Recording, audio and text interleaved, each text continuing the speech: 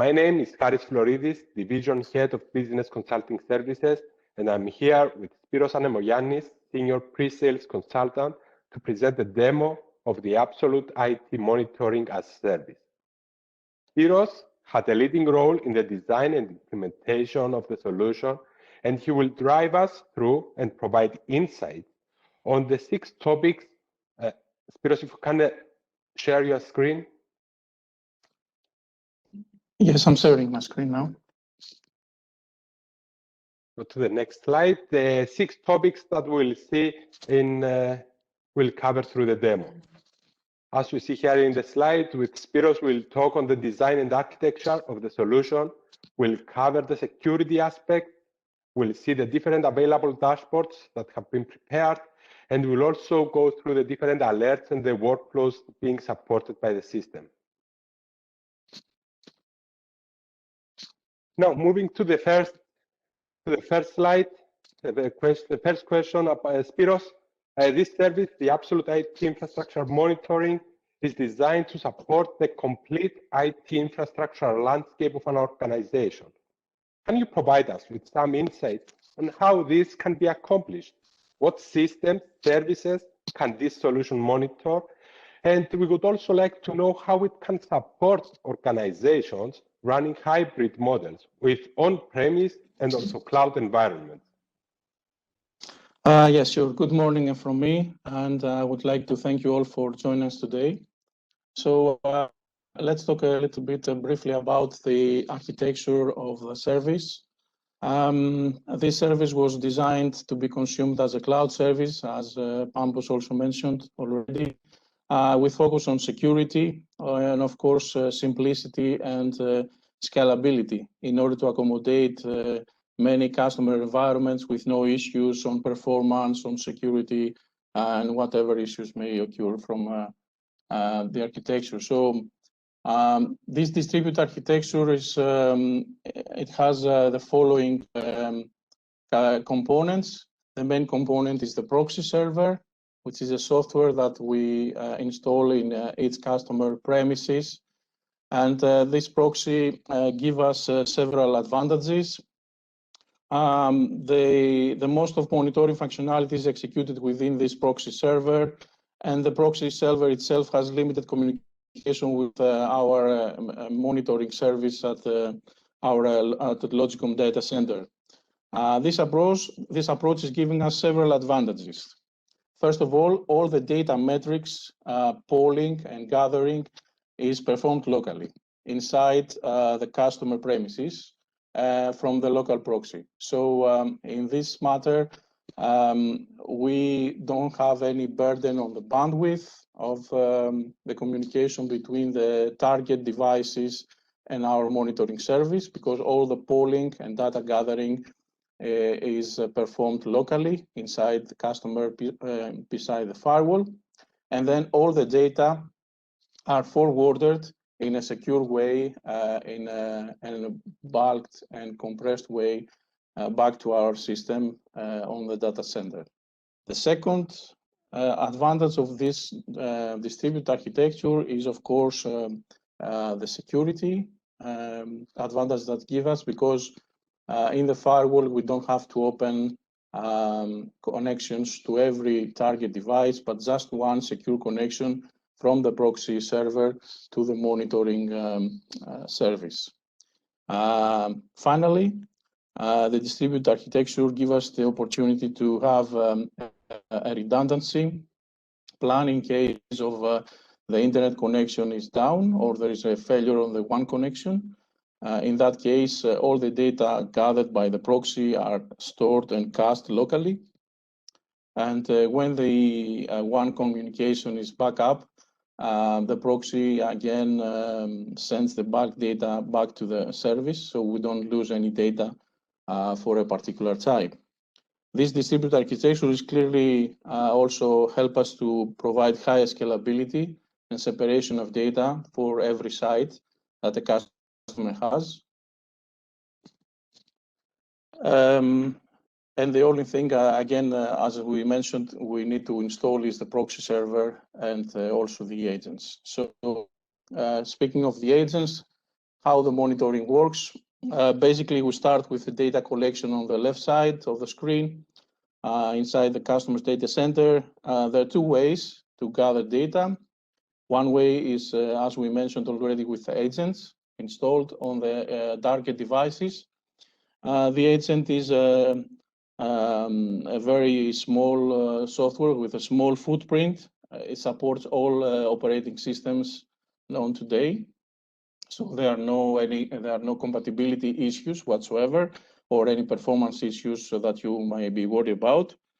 And the second way to gather data is, of course, by agentless polling, in cases that we cannot install any agent on the device. For example, for network machines, there is a way to gather data via protocols which are agentless, like SNMP or ODBC connections to database servers, or API calls to other systems, etc.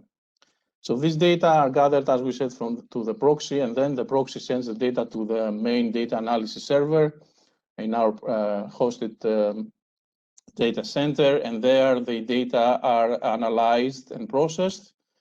In case that we have some issues with thresholds that we have set up, or there are some any errors occurred, there is of course an automatic notification system that will provide you with alerts, either by emailing email your administrator or the group of administrators, or integrate with an ITSM system that you may have, for example, a ServiceNow system that you may have already in your company.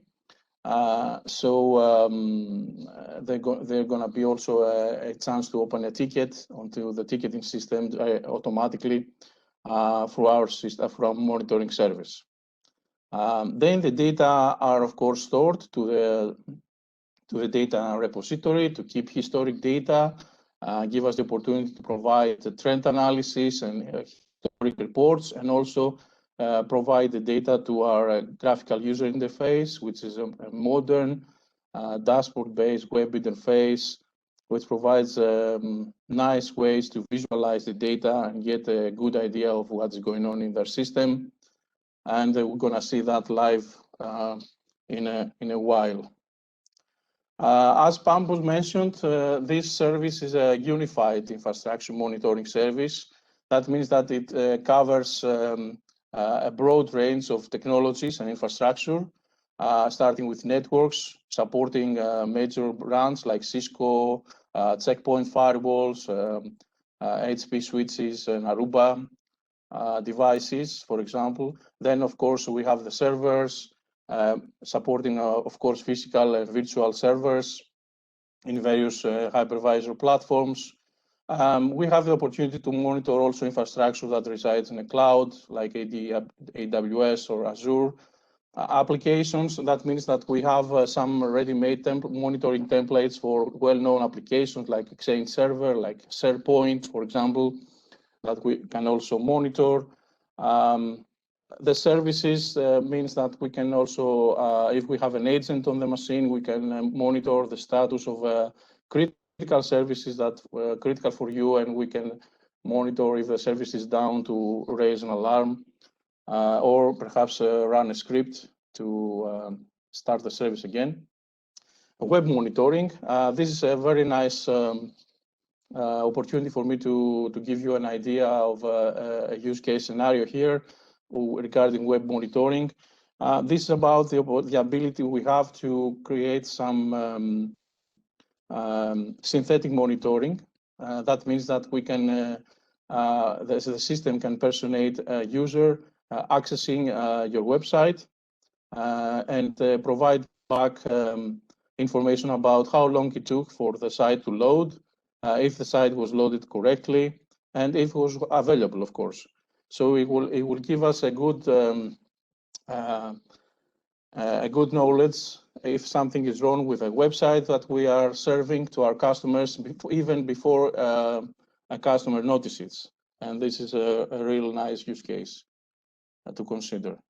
Of course, again, storage devices regarding IBM, HP, and all the other major vendors, virtual machines, we already mentioned that.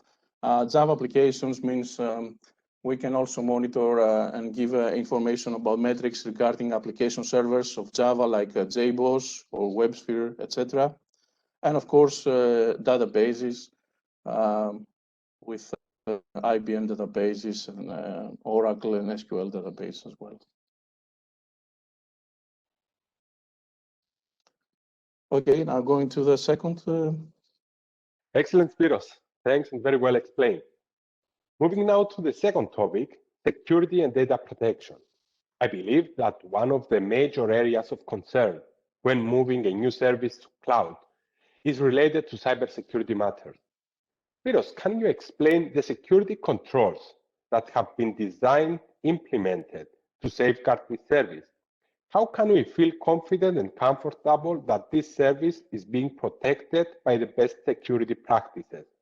And the last part of my question is related to data privacy. And if we can explain what information is being collected, processed, or stored by the absolute IT infrastructure monitoring as a service. Certainly. So from the start, when we designed this service, our main focus was, of course, the security, both of the data and and of course, the user access to the system.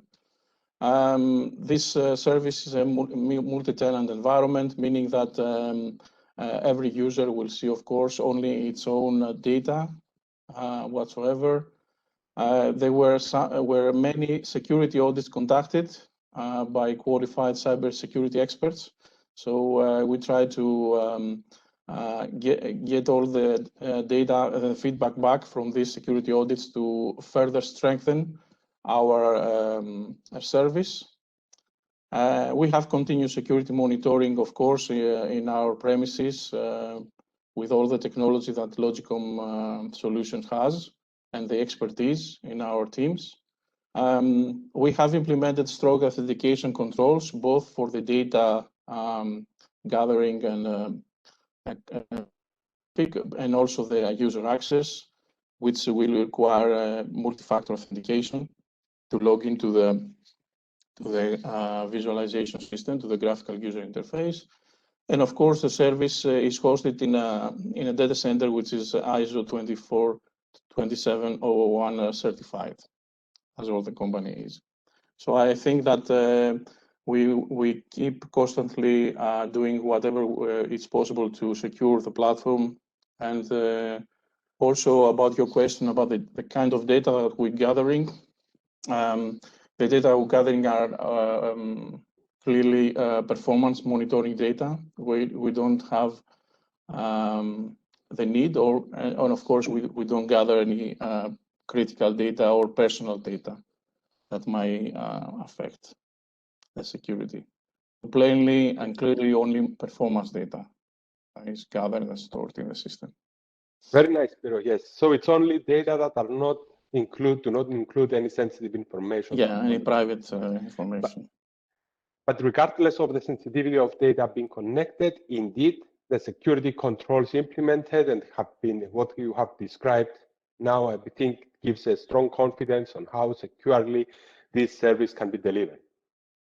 I think now we can move to the third topic, and it's the time to provide a first view to everyone on what users will be able to view through the different dashboards that have been prepared for each individual asset that will be monitoring. As described before, those dashboards have been designed based on the knowledge and the extended experience of people who have been working on providing such services and are intended to provide a holistic view on the health status and the KPIs of the different technologies of each asset. We are ready now to view the first dashboards from Spiros. Yes, certainly we have created a view for you. So I hope the video is okay. So okay, so you see here an indicative dashboard about network devices, and we see this one is a Cisco router that we're monitoring here, and we get various KPIs and metrics regarding networks, like of course the availability, the iOS version, information about the memory utilization of the system, CPU utilization, the temperature, power supply status, fan status, and of course a graphical depiction of the utilization. Of course, we have also status of the interfaces and the traffic, the interfaces, incoming interfaces. We can hover on the graph screen and we will see all the interfaces currently and how much traffic they have, either incoming or outgoing. We can see also discarded packets, error packets that may occur. Of course, these KPIs are not the only ones that we can gather. These are indicative KPIs that we have already made for you available based on best practices. And of course, if there are other KPIs, we can easily integrate them in the dashboard. Now here I switched the dashboard to another device, which is a Cisco switch now. And you see that the dashboard automatically has a kind of change depicting the metrics that are relevant to the switch now. We see we have only one fan status. And now we see another dashboard, which is an MS SQL database. So you see here different panels and different KPIs, again, focused on the technology of MS SQL Server. For example, the number of threads running, what is the status of the memory, SQL memory manager information, physical disks, processor time, active transactions on the system, and other MS SQL related metrics and KPIs available for you. Of course, at the downside, we have the status of important SQL services that are running on the system. Another dashboard to have an idea of a different technology we may have is a Windows Server, of course. So we see here a Windows Server machine with the relevant KPIs for disk utilization, the CPU and memory, the uptime, and all the graphical, again, KPIs for about the information about the file systems, the network traffic of the in-network interface, incoming and outgoing, and of course, again, some critical services that are running in the system. What's the status of them? Another example is the checkpoint firewall. So here we see the checkpoint firewall, the number of current connections that it has right now in the last 1 hour, CPU utilization, the fan status, the disk space utilization, and other information regarding this firewall device. So you get a good idea of the breadth and the how many different technologies we can depict, and we can give you KPIs and metrics already available out of the box. And of course, if you have need to see another metric, another KPI, we can easily incorporate it into the dashboard for you. Last, we can see an IBM Storage device. And here we see the disk drives, what's the status, what is the capacity right now, what's the total capacity of the system, the status of the enclosure and things like that, IO, read and write information, IOPS, right, the average and current. You can we can see latency information as well. Another interesting aspect is that you can select the time period. So here you see available historic data. So you can go back in time and see, and when you select, or you can customize the time range. So in that way, when you select a different period, the dashboard automatically changes and tries to bring data regarding the time period that you selected. So in a few seconds, we will see now that the same panels gives you a summary view of the last 7 days that we have selected. You see here, now the panel is changed per day, and it gives you the last week status.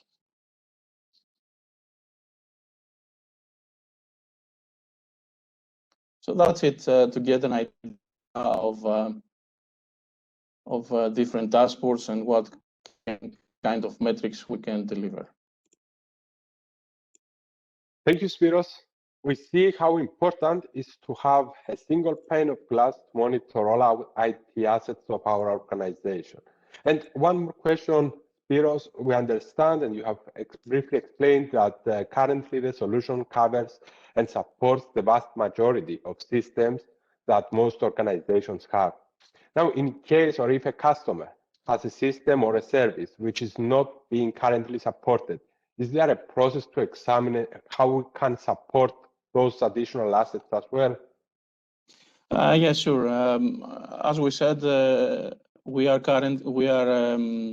always looking to enhance our portfolio, let's say, of dashboards and monitoring systems. And of course, if there is a new device, a new technology that we don't have anything yet ready, we can discuss with the customer and bring that, of course, to the system. As long as it is able to monitor it, we can able to provide dashboards for you, like all the other technologies are already available.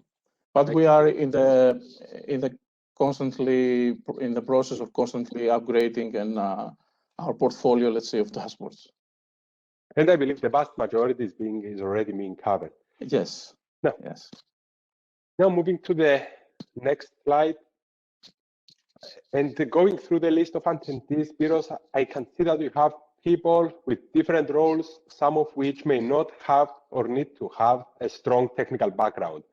Is this service suitable for everyone? Can this service provide a more high-level, summarized view of the health status of the infrastructure without requiring from someone to have this strong technical expertise or background? Yes, sure, certainly. There is also the need that you mentioned that we need sometimes a high-level view of our service that is consisted of various technologies like network systems and storage systems, etc. Yeah, of course, we can provide some high-level executive, like we say, views, and also give you the opportunity to have summary dashboards. So you don't have to go to each particular device each time to see its individual metrics. So let's see this particular case here that we have a service. We have a central dashboard here, a high-level dashboard, with a service that consists of network, a group of network interfaces, a group of servers, and a group of storage infrastructure. So we see here the status, if there are any alarms raised during the last hour that you are monitoring right now, and of course the summary dashboards. So if you click on that, we go directly to a summary status of all the servers that we're monitoring.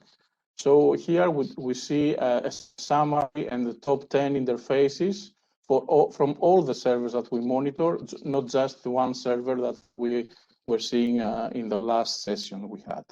So here you get a high-level view and a summary view. And if you go back in time, let's see for the last, you see now that the active alarms that we have is on the network side. So if you click on the alarm button, you go directly to the alarm console and be able to see what kind of problems you have on that particular case. And this is a good also view of, from the root cause analysis point of view, because you will see that here, if the service has a problem or the user experience is bad, you can see that in the group of servers, we don't have any alarms, and all the alarms are from the network side. So it gives you a kind of good indication of what the problem might be. Yes, this is a great view to obtain a helicopter view of the whole infrastructure and the health status of the different areas. And I think that divided in groups. Exactly. Groups of infrastructure. Now, to the fifth topic, what we have seen so far is related to the current health status of the different systems, services, and applications.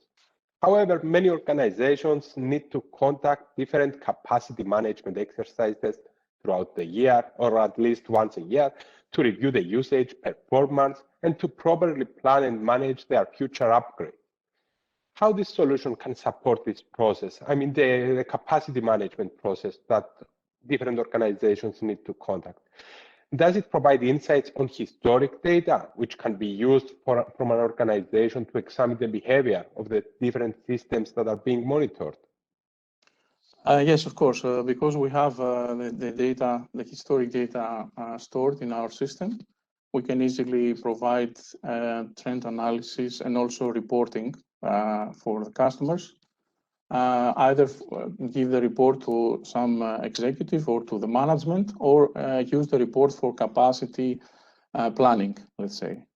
So again, we can see here in this demo that we have a demo storage device, and we have the dashboard here that is now monitoring the last 1 hour. But if I want to run a report for the last, let's say, for the last week, perhaps last 7 days, in a few seconds, the dashboard will switch back, will give us back the historic data, and then on the right side, I can press the button of generating a PDF report.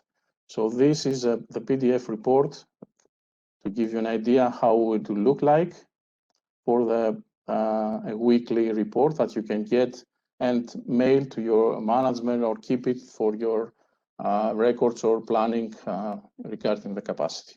It's very easy. You don't have any, the only thing you have to do is select the period that you want, bring back the historic data and run the report. Press the report button, and that's it. Excellent, Spiros. Thank you. Going now to the next slide and the last section of this presentation of the demo of our solution, it is important to stress that missing visibility on incidents or alerts for forthcoming issues can result in experiencing risk as they have been described by Bambos before, such as downtimes, negative customer experience, increased costs, or exposure to reputational or compliance risks. Now, Spiros, how can we be sure that we will not miss any critical alert of the system? We nowadays understand that IT departments are overwhelmed with multiple projects and activities, and they may not have the time to be monitoring continuously the different dashboards that we have presented before.